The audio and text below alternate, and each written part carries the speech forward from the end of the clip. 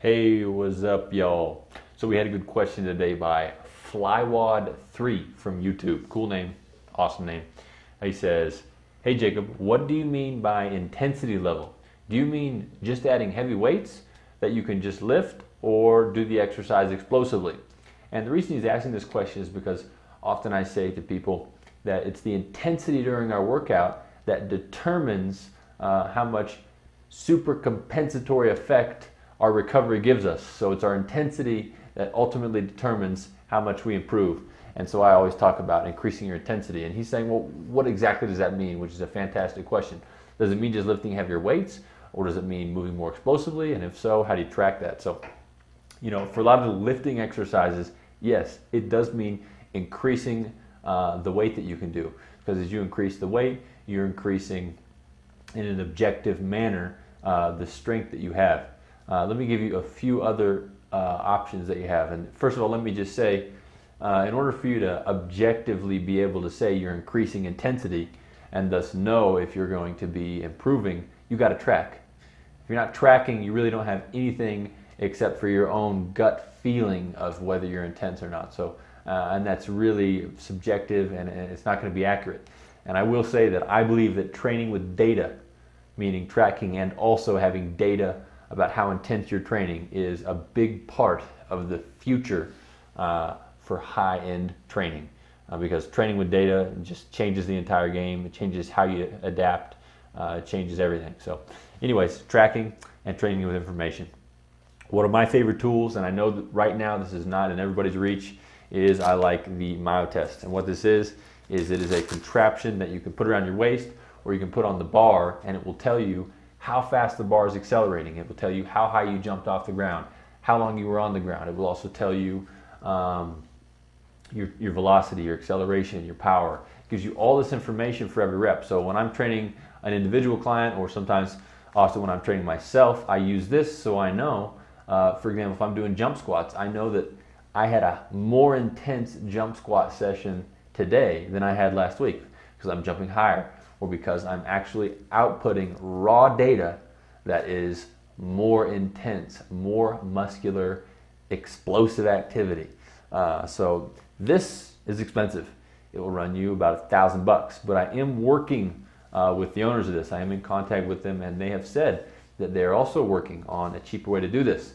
I've tried to get it on an iPhone app and use the accelerometer on the iPhone app to do it, but haven't been able to do it. So this is very mobile, very great tool, great training aid as well as a good testing aid, but it's expensive.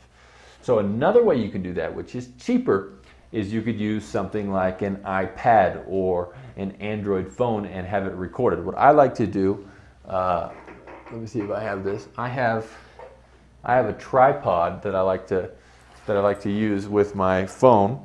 It's a little gorilla pod, so you could just I can't seem to find it. Do I have it over here? Oh, there it is. So I like to put, I put my phone on this, and I record the exercises. So I put this, there, nice and secure. I put this on there, and I hang it from a bar or put it somewhere.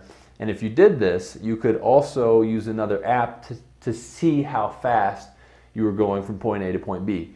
So that's another way that you could use video to actually see how high you were jumping during an exercise, or see how fast you were moving the bar, and thus have something to move towards.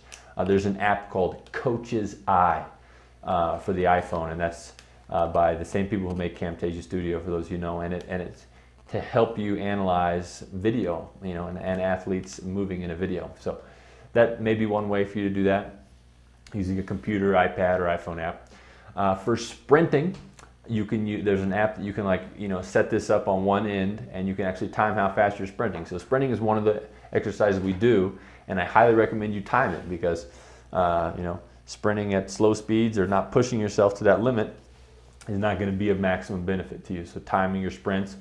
For jump roping, which is another exercise, I recommend switching over to one leg. So if you were doing two legs, switch over to one leg, then go from one leg, go to doing double overs with one leg. So the rope's going underneath you twice for every jump, and you're on one leg. So increasing the difficulty level of what you're doing is another way to increase the intensity. So have some kind of difficulty level that you're trying to move towards. I also have, let me just grab it because it's right up here. There we go. I have a jump rope that I like because it's got this counter on it. See that? So as this is going over, so if I'm doing 15 seconds, 30 seconds of jump roping, remember when we do jump roping, we're not skipping Dixie or whatever. It's probably not even a saying. We're not just skipping rope for giggles. This isn't no playground rope skipping. We're doing it for maximum speed and minimum ground contact time. So this can tell you how many times you skip that old rope in a 15-second period or whatever, and it gives you something that you can work towards. A lot of times you may not have these things, and then you've just got to get plain old fired up. You've got to get just jacked up and excited and push for a personal best. If you don't have these tracking methods, if you don't have some way of measuring objectively and gauging your intensity, you just got to get fired up.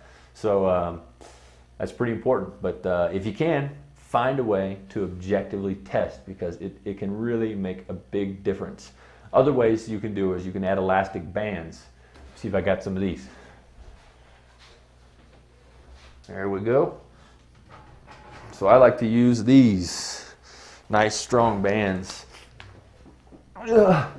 So I add these things to some of my exercises. You can even wrap it around your neck, put it down by your feet.